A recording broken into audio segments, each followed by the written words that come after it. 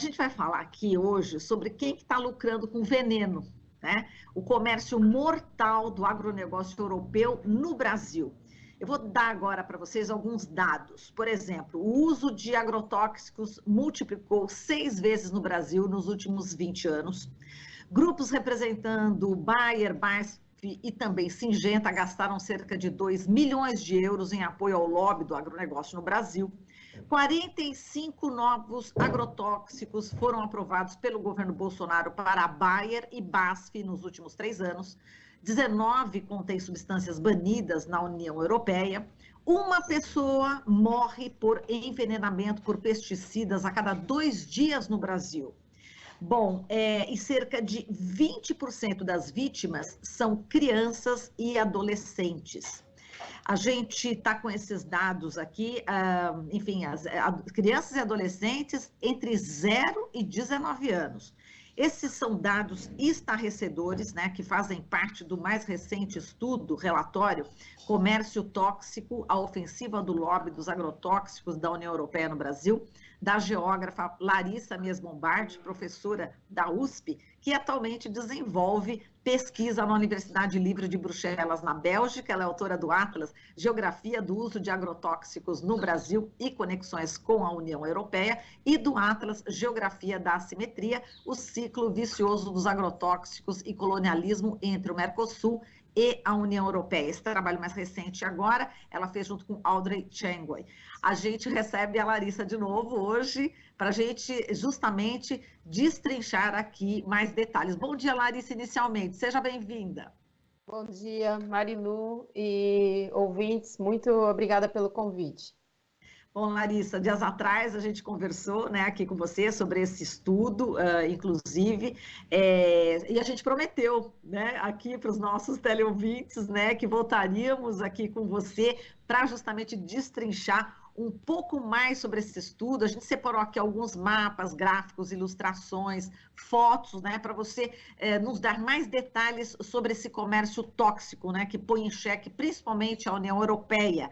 E a preocupação que o seu estudo revela é, também outro trecho aqui que eu peguei, que acho muito importante a gente colocar logo no início. Se o acordo comercial União Europeia-Mercosul for ratificado, tarifas sobre agroquímicos serão reduzidas em mais de 90%, levando a um provável aumento na exportação de agrotóxicos perigosos da União Europeia para os países do Mercosul, incluindo aqui o Brasil, um aumento de exportações de agrotóxicos que foram proibidos na União Europeia devido justamente ao risco, né, que eles representam à saúde humana e ao meio ambiente. E o mais irônico, né, é que esse negócio, né, que é promovido aí, esse acordo, né, União Europeia-Mercosul, está em desacordo, né, como diz o seu estudo aqui, com as metas ambientais da própria União Europeia e a recém-anunciada estratégia do Prado ao Prato. Bom, enfim, eu queria que você, inicialmente, né, Larissa, já comentasse a respeito. A gente sabe que está em discussão agora no Senado, ontem foi adiado, enfim, alguns senadores, né, pediram aí mais tempo para poder estudar, mas o fato é que já está no Senado o PL do veneno. É muito preocupante. Você quer começar por onde, Larissa? Pelos seus encontros já aí, pelas fotos, ou vamos pelos gráficos? Por onde você quer começar? Eu acho que eu posso começar começar pelo fim, daí eu falo um pouco do lobby, daí a gente vai para os gráficos, pode ser? Vamos lá, pode. Bom, então, como você comentou, Marilu, de fato, o PL do Veneno, né, um projeto de lei 6299 de 2002, de autoria do Blairo Maggi, que a gente não pode esquecer, que foi ministro da Agricultura e é o maior produtor individual de soja do mundo. Então, ele é autor desse projeto de lei que ganhou essa alcunha, né, esse apelido de pacote do veneno. Bem, esse projeto ele é grave, né? Ele está no Senado agora e é muito preocupante porque ele foi, no Senado ele foi dado, digamos assim, para a Comissão de Agricultura, para avaliar a pertinência ou não desse projeto de lei. Então, o que é importante que quem está nos vendo e nos ouvindo perceba? Por exemplo, que esse projeto seria mais seria vital que ele tivesse sendo discutido na Comissão de Meio Ambiente, na Comissão de Saúde, e não na Comissão de Agricultura, porque a gente está falando de substâncias que diretamente afetam a saúde e o ambiente. Bem, então, é algo grave que o PL do veneno, que esse projeto de lei tenha sido votado em regime de urgência na Câmara dos Deputados, não tem urgência para isso. A gente tem urgência em diminuir esse número de mortes por agrotóxicos, isso é urgente, né? E não aprovar uma legislação que nos deixa ainda mais vulnerável com relação a essas substâncias. Então, o que tem nessa legislação? Essa legislação prevê, por exemplo, o registro temporário de substâncias, se o próprio governo não respeitar o limite máximo de tempo que ele mesmo vai dar para responder para uma empresa se sim ou se não, ou seja, se autoriza o registro ou se não autoriza. Se o governo exceder o próprio tempo que ele der, o que vai acontecer? Essas substâncias serão registradas automaticamente. Como também vai estar previsto o registro temporário de substâncias que já sejam autorizadas em pelo menos 3 países da OCDE. Embora a União Europeia e Japão façam parte da OCDE, também fazem parte Chile, México e Turquia, que são países que estão submetidos à mesma condição que o Brasil quando a gente fala da questão do uso de agrotóxicos. Então, é uma lei, é um projeto de lei que rasga aquilo que a gente chama de princípio da precaução. O que é princípio de precaução? É a gente não autorizar algo se a gente não tem certeza dos riscos que isso possa trazer. E a nossa lei, embora ela deva ser discutida, porque, por exemplo, hoje um agrotóxico, uma vez registrado, esse registro não termina, esse registro não é periódico, então a gente precisa rever isso, né? Ela tem algo que é muito bom, que é o princípio de precaução, está lá na nossa lei. Como está na nossa lei, se determinada substância for cancerígena, provocar malformação fetal, etc., ela pode vir a ser revista e essa substância poderá vir a ser banida. Nessa nova proposta, tem lá a expressão: se determinada substância trouxer um risco inaceitável para câncer, para malformação, etc. Essa expressão inaceitável, ela mata o princípio de precaução, porque como é que você vai discutir o que é aceitável e o que não é? Mesmo porque isso nem está definido, quais parâmetros vão ser utilizados para definir o que é a aceitabilidade. Eu penso que, como eu já falei outras vezes, risco para câncer é sempre inaceitável, como para malformação, como para disrupção endócrina, etc. Enfim, o que isso tem a ver com o lobby, né? Para chegar nesse ponto que você está falando e nesse estudo que a gente publicou. Bem, essas empresas, acho que não é demais lembrar que as empresas sediadas na União Europeia, elas controlam mais de 30% das vendas de agrotóxicos mundiais, especialmente as empresas alemãs Bayer e BASF. Essas empresas, elas estão sediadas aqui em territórios que determinadas substâncias não são mais autorizadas, justamente porque causam esses malefícios à saúde, câncer, malformação fetal, alteração hormonal, tudo isso. E também efeitos nocivos ao ambiente, como, por exemplo, morte dos polinizadores, como as abelhas, etc. Então, por isso, essas substâncias, uma parte das substâncias que já foi autorizada aqui é banida e uma outra parte jamais foi autorizada aqui, não por questão climática, mas justamente pelos efeitos deletérios à saúde e ao ambiente. Então, essas empresas, vou repetir, majoritariamente com sede na União Europeia, elas financiam associações no Brasil, como, por exemplo, a CropLife Brasil, e essas associações, por sua vez, financiam algo que é uma palavra que a gente está usando essa expressão em inglês e que eu vou dizer o que é. Elas financiam um instituto, um think tank, quer dizer, um laboratório de ideias, que é tão fofa essa expressão que eu acho que não cabe. Elas financiam uma instituição voltada para o lobby, que vai produzir informações que vão ser direcionadas ao executivo, ao legislativo e à população. Então, eu vou repetir o caminho do lobby. Empresas sediadas na União Europeia financiam instituições, associações no Brasil, como, por exemplo, a CropLife Brasil. E essas associações, eu estou dando um exemplo porque estou relacionando com essas empresas, estou colocando foco nas empresas de agrotóxicos, mas tem outras, como também essas grandes empresas que comercializam grãos no mundo, a Cargill, a Bunge, etc., e mesmo grandes empresas nacionais ligadas ao setor do agronegócio financiam associações como essas, que é a CropLife Brasil, por exemplo, que financiam, por sua vez, um instituto chamado Instituto Pensar Agro, que nada mais é, né, do que esse think tank, do que essa fábrica de ideias, ou seja, uma fábrica de lobby, uma fábrica de uma construção de ideias que vão ser ou direcionadas para o poder executivo ou para o legislativo ou diretamente para a população. Então, vai formar o conjunto de representações que a gente tem a respeito do agronegócio, a respeito dessas substâncias. Então, para isso serve. É como um tanque, um rolo compressor que vai empurrando ideias e propostas de lei e propostas do campo normativo mesmo, e também ideias que vão ser, digamos assim, impostas à população. Então, essas empresas, elas estão por trás, por exemplo, do pacote do veneno. Tem todo o interesse dessas empresas sediadas na União Europeia de continuarem vendendo substâncias que são proibidas no próprio território delas. Então, tem um último atlas que eu lancei, que foi lançado em 2021, sobre o acordo Mercosul-União Europeia. Ele está ainda em inglês, mas eu mostro nos mapas, acho que você vai mostrar eles, talvez você esteja com eles aí, Marilu, se você quiser compartilhar esses mapas. Eu acho que a gente já pode estar, então, soltando pelos mapas, né? A gente pede aqui para o nosso setor técnico, né? Para ir já soltando os mapas, e aí, assim que soltar, a gente já vai falando. Vamos lá. Então, essa imagem que você está trazendo vai mostrando os agrotóxicos que são proibidos na União Europeia e que são permitidos no Brasil, como você mesma mencionou. A Bayer e a BASF aprovaram 45 novos agrotóxicos nesse último governo,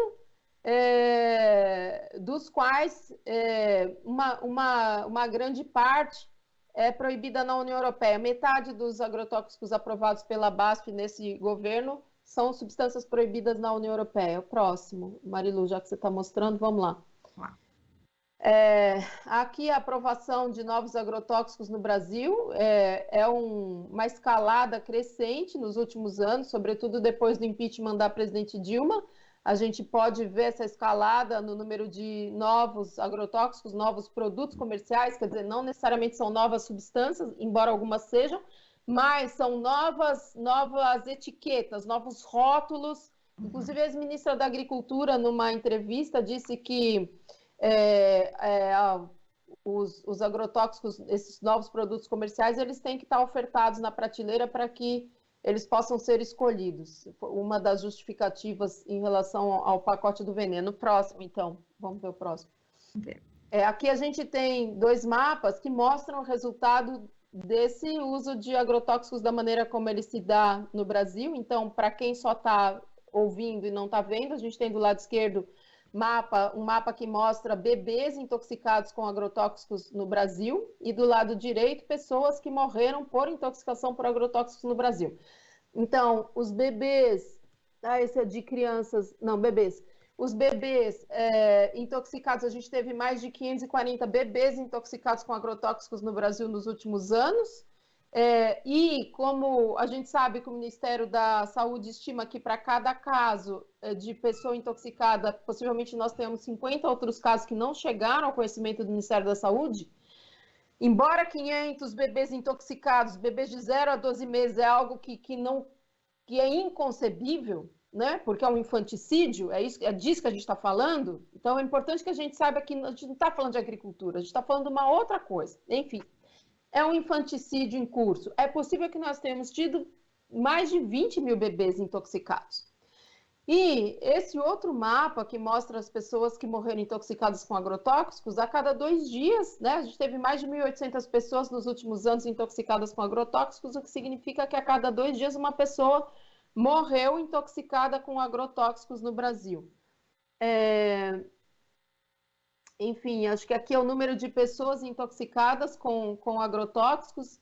A gente teve nos últimos anos mais de 56 mil pessoas intoxicadas com agrotóxicos no Brasil, e, de novo, é possível que esse número em si ele já é enorme, já é injustificado, mas se a gente for considerar a subnotificação, é possível que nós tenhamos tido mais de 2 milhões de pessoas intoxicadas com agrotóxicos, porque esses números, em geral, eles dizem respeito a intoxicações agudas, quer dizer, a pessoa que passou mal e foi socorrida no serviço de saúde, mas as doenças crônicas dificilmente estão contabilizadas aí. Aqui a gente tem um mapa das exportações totais, das exportações de agrotóxicos banidos na União Europeia.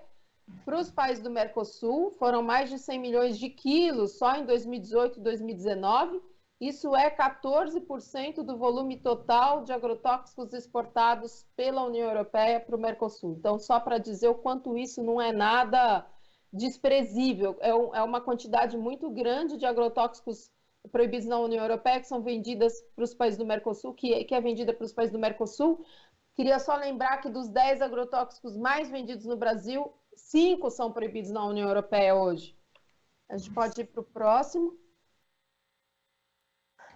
Uma outra representação daquele gráfico que a gente já viu, mas enfim, aqui para quem está nos ouvindo, a gente tem a escalada de registros de agrotóxicos no Brasil. De novo, vou ressaltar que após o golpe do impeachment, né, que teve em que a presidente Dilma sofreu o impeachment, houve um aumento muito significativo. A média de registros entre 2000 e 2015 era de até 100, cerca de 100 novos agrotóxicos, e hoje a gente chega a 500 novos agrotóxicos, produtos comerciais autorizados por ano. A gente chegou nesse recorde nada louvável. Teve um ano que foram 13 apenas, né? 13, agora a gente está com 500, né? Bom, vamos mais alguns gráficos aqui, ou fotos, vamos ver aqui se eles já... Vamos soltar. Acho que agora, aqui, essa foto aqui. Essa foto, uma agenda com uma reunião com essa pessoa que está à direita, para quem nos está ouvindo. Uma foto que foi tirada no parlamento alemão. Eu tive em Berlim, em Colônia, em várias atividades. Essa foto é no parlamento alemão, não europeu, alemão, em Berlim. Do lado direito, essa pessoa que está aí é um deputado alemão, Karl Baer.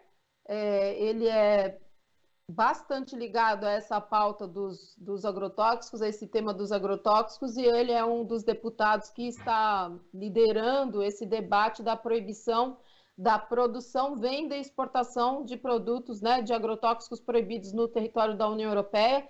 É uma decisão que a França já tomou e que a Holanda já tomou e que está crescendo, esse debate está crescendo muito na Alemanha. É fundamental que cresça mesmo, porque a Alemanha justamente é a sede dessas empresas, né? A BASF e a Bayer.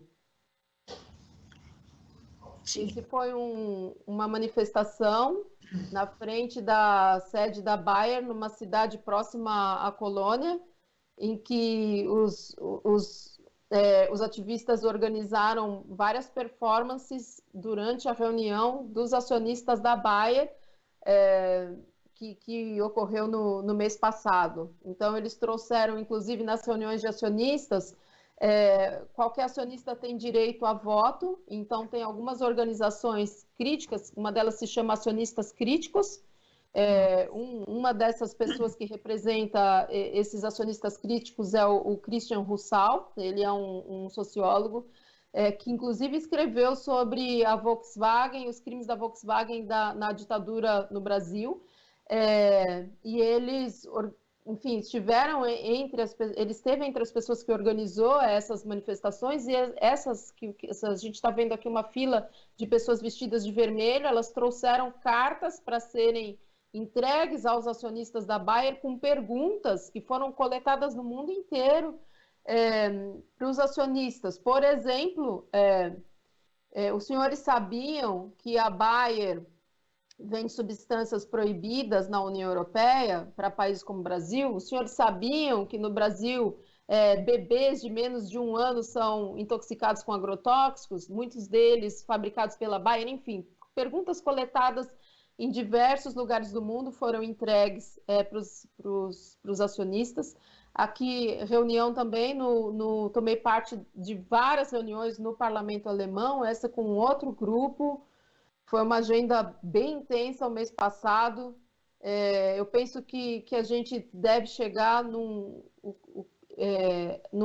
na construção do marco regulatório internacional para pesticidas, um protocolo assim como a gente tem o protocolo de Kyoto, mas um primeiro grande passo é pedir coerência para os países da União Europeia, no sentido de, justamente como você mencionou, a União Europeia tem o Green Deal, né, tem esse acordo verde, ideia, né, entre os países da União Europeia, tem esse projeto que se chama Farm to Fork, do campo ao garfo, digamos assim, do campo ao prato, e que está em total incoerência com essa prática de vender substâncias que são proibidas no próprio território. Então, acho que é um debate que tem crescido aqui, eu sinto com muita força a preocupação, inclusive da sociedade civil na União Europeia com a venda dessas substâncias, com o impacto dessas substâncias e também com o possível retorno dessas substâncias nos seus alimentos, como de fato ocorre. Então, desculpa, pode falar, Marilu. Não, Larissa, você falou a questão do verde, eu lembrei também no teu estudo que você cita justamente que eles tentam passar uma roupagem verde, né, para essa questão do agronegócio, né, e eles com certeza, né, tem aí todo um financiamento nos meios de comunicações, né, para mostrar que o agro é pop, enfim, eu queria que você falasse sobre essa roupagem, né, a que ponto que chega, né, essa enganação, vamos falar em português claro, né? Uhum.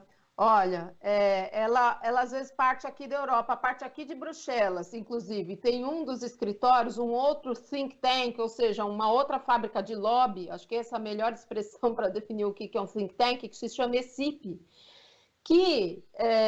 cuja uma das assessoras também é a assessora da Apex Brasil, né, das associações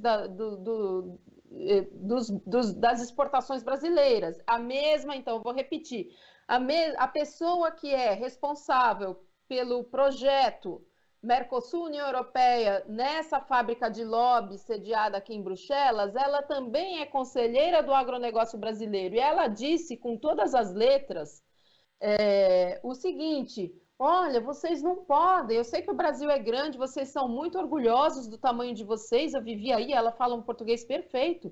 Ela diz assim, inclusive no hino nacional de vocês tem lá, gigante por sua própria natureza, eu sei que vocês são muito orgulhosos do tamanho de vocês e do poder do agronegócio, mas isso não é bonito falar aqui na Europa, porque na Europa o pequeno é chique. Então, vocês deveriam se preocupar mais em não ressaltar tanto essa grandeza e também ressaltar aspectos da sustentabilidade, buscar mostrar que o agronegócio é sustentável, porque a União Europeia tem o Green Deal. Então, ela diz com todas as letras como é que deve ser a comunicação do agronegócio fora do Brasil. Obviamente, também dentro, com as nuances também dentro. Então, todo o discurso... qual é o discurso hoje? É o discurso da modernidade. Qual é o discurso hoje? Né? É o da sustentabilidade. Então, todas essas empresas, obviamente, elas vão cooptar, né, esse anseio do mundo, essa preocupação do mundo com a mudança climática. Então, todo o discurso que vai ser, inclusive, imposto nos materiais didáticos, vai ser imposto nas propagandas de televisão, vai circular nas redes sociais um discurso de que o agronegócio sustenta o Brasil e de que é sustentável. Na verdade, o contrário, a sociedade brasileira é que sustenta o agronegócio. O Brasil perdeu mais de 1 milhão de postos de trabalho no campo. Se o agronegócio fosse responsável pela segurança alimentar, pela produção de alimentos, a fome não teria aumentado. A fome no campo, no Brasil, ela é maior do que nas áreas urbanas. A fome no Brasil dobrou nos últimos anos. Então, eu acho importante a gente ter noção de que produção agrícola não é mais sinônimo de produção de alimentos e que a grande produção agrícola não responde pela eliminação da fome em lugar algum do mundo e, sobretudo, não no Brasil. Então, só ressaltar isso, nos últimos 7 anos no Brasil, a fome dobrou. É disso que a gente está falando. A fome grave, e, aliás, a fome em todas as suas nuances, a fome moderada, a fome tida como leve, mas a fome grave, a fome severa, ela dobrou no Brasil, passou de 4% para 9% da população brasileira. Então, falar em produção agrícola, acho que é bom fechar dizendo isso, não é a mesma coisa que falar em segurança alimentar, em produção de alimentos. É isso. E essas empresas, o que elas querem com o acordo Mercosul-União Europeia? Elas querem, obviamente, poder vender seus produtos, porque os produtos industrializados terão redução de tarifas. Então, se prevê, obviamente, um aumento da venda dessas substâncias aqui, porque, inclusive, na União Europeia, o próprio Green Deal, o próprio Farm to Fork está esperando diminuir em 50% o consumo dessas substâncias. Por outro lado, o agronegócio brasileiro quer poder vender seus produtos agrícolas para esse mercado, para o mercado europeu, também abrindo com a diminuição de tarifas, né? Ou seja, na entrada desses produtos brasileiros no mercado europeu, vai ter também uma redução, vão deixar, né, de recolher, vai ter uma diminuição de tarifas, ou seja, um ganho econômico. Então, se o acordo for selado, a gente vai ter uma tendência a piorar essa situação, mesmo porque o avanço, né, das exportações só vai ser possível com o aumento das safras, que só tem acontecido mediante aumento das áreas. Então, das áreas plantadas. Então, o que a gente viu hoje é um aumento severo da área cultivada com soja, que aumentou mais de 100% nos últimos anos, e uma diminuição severíssima da área de produtos destinados para a alimentação brasileira, arroz, feijão, trigo e mandioca. Então, é importante que a gente tenha noção de que falar em agrotóxico é, sim, falar de qual é o lugar do Brasil na economia mundial e é, sim, falar de um projeto de nação. A gente está num ano de eleição, a gente precisa pensar que a gente tem um legislativo que tem 46% da Câmara dos Deputados dominado pela bancada ruralista, e um Senado em que 50% dos senadores também são associados à bancada ruralista, que vão garantir tudo isso, toda essa ferida que a gente está vivendo no nosso cotidiano. Então, a gente precisa acordar e pensar bem em quem a gente vai votar, não só para presidente, mas também para os deputados e para os senadores. Bom, Larissa, a gente agradece demais aqui a sua participação. A gente fica triste da gente não ter a Larissa aqui no Brasil conosco, pertinho. Mas, ao mesmo tempo, a gente fica feliz pela sua atuação aí na Europa, onde a sua presença aí na Bélgica está fazendo com que os europeus entendam exatamente o que está acontecendo nessa comercialização de agrotóxicos, União Europeia, Brasil, e todos os malefícios que isso causa. Então, ao mesmo tempo é isso, a gente sente falta aqui da sua presença aqui no Brasil, mas ao mesmo tempo está sendo fundamental também a sua presença aí na Europa para realmente cutucar aí o leão. Então, a gente agradece demais, Larissa, muito obrigada pela sua existência. Termina assim a nossa entrevista. Um beijo. Eu quem agradeço. Obrigada, Marilu. Um beijo. Obrigada, bom dia para todos.